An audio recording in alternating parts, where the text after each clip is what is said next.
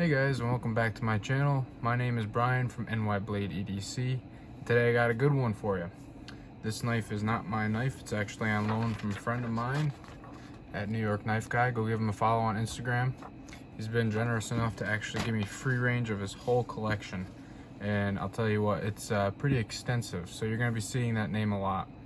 So today we've got the ZT-0308, which is actually a recent release of theirs, and they've actually gotten quite a bit of hate on it for some reason. I think it's to do with that whole it's not the most flashy design or anything, but I've been seeing a lot of people hate on this knife, and it's not very deserving of that hate, so I'm gonna go over that with you guys now. So just to start off, this scale is a custom scale from, I believe, USA Made Blade has these exclusively. I don't know who makes the scale, but it is a very nice looking scale. Very nicely done. It's got this texturing here milled out in there. Everything lines up nice. I checked that out too. So that scale is very nice. So when you buy this knife, you're getting a 3.75 inch blade, and that blade is 20 CV steel. The handle is 5¼ inches, and that is an overall of 8.875 inches. This knife weighs 7 ounces, so it is a pretty beefy blade, and it's noticeable in the pocket, but it's not bad. So it weighs nice, like a nice 7-ounce knife, but it's got a big blade, so it kind of balances itself out. But let's get into a size comparison. I'll move this down here. Then we got another carbon fiber knife. We got the carbon fiber Sebenza 21 large. We have majority of people have at least handled one of these. There's the PM2. PM2 is a slightly smaller knife, lengthwise. And then we got the Ontario Rat #1. That's another one that's like a hair smaller. So you guys see the size range, and just another one just for it because it's right there. Just the mini Gerber paraframe. Put that away. Let's get into this thing. So size comparison done. I talked about the scale from USA Made Blade. This thing is a fantastic knife. It's built like a tank. It reminds me of old ZT, you know, it brings it back to their roots. They build things that are overbuilt. This thing is a tank. I would not mind bringing this thing out and actually beating on it. It is not my knife, so I won't do that, but if this was my knife, I would have zero issue with hard using this knife and beating up on some cardboard, some zip ties, all sorts of things. This blade is just massive, you know. It'll handle anything you throw at it. It's got a nice little swedge here on there. I like that. And this little logo, I don't know what that logo is. That little circle with the spike through it, I don't know what it is, but it is unique to say the least. But there is the lock side for you, and then that scale. This one comes with a like coyote tan, I believe G10 scale to begin with, and USA Made Blade offered these custom scales. They come in majority of different colors, like orange and black, blue and black.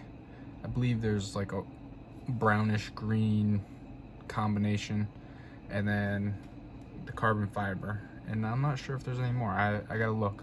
I gotta inform myself on those. But into my rating system, this thing, to start off with the size rating, or the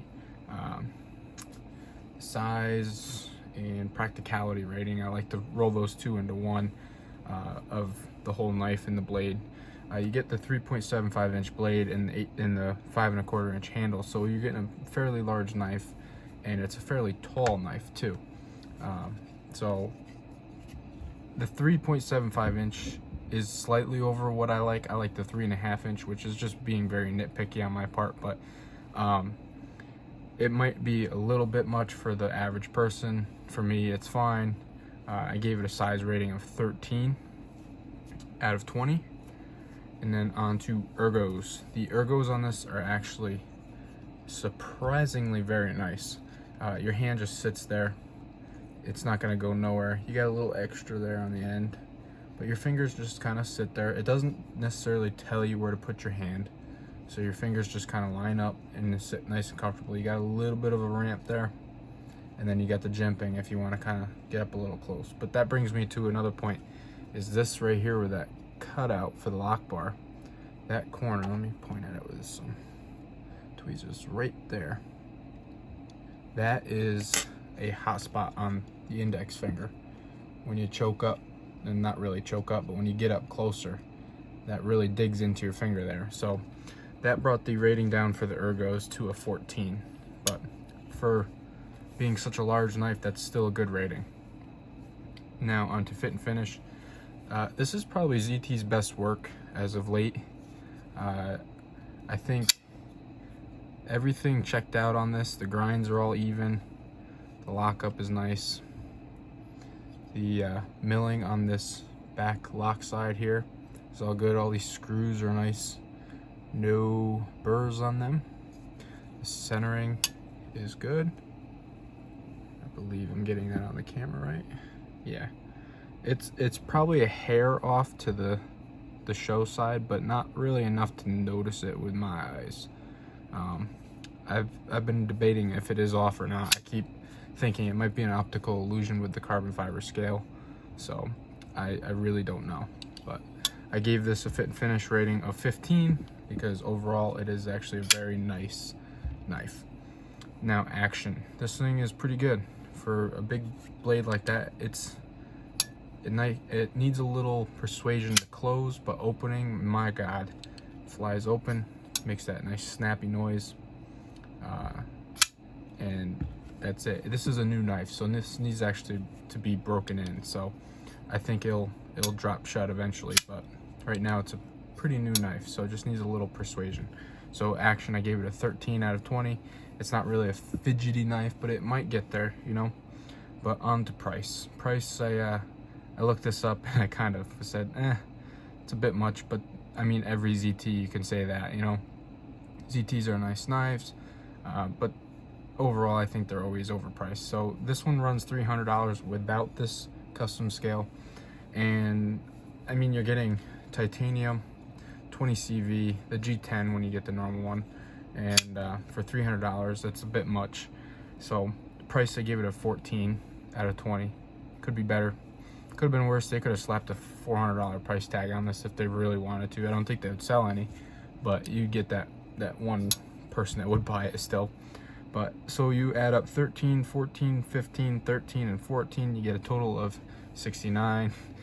I know the jokes are going to come in the comments, maybe, who knows, but overall, 2 thumbs up. I like this knife, and I recommend you guys give it a try. If you are not subscribed, please do so. Leave a like and comment, and I hope you enjoyed this video. Thanks for watching, guys.